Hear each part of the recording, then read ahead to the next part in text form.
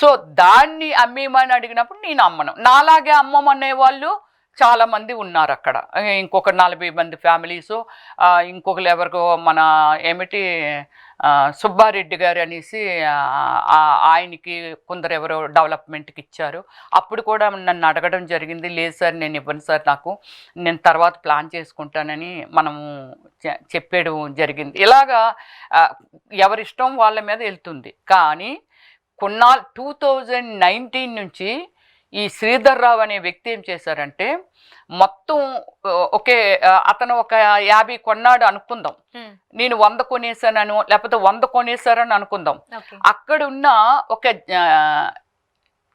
FCA లేఅవుట్లో 20 ఎకరాల్లో ఒక లేఅవుట్ వేస్తే ఇప్పుడు నేను ఇక్కడికి రావాలంటే ఎలా రావాలి? రోడ్డు మీదగా రావాలి. మీరు ఒక అడ్రస్ షేర్ చేశారు, నేను ట్రావెల్ చేసుకుంటూ వచ్చాను. ఈ భూభాగం మీద ఎవరైనా సరే ఎక్కడి నుంచి ఎక్కడికి వెళ్ళాలనే రూట్లు అయితే ఉండాలి కదా.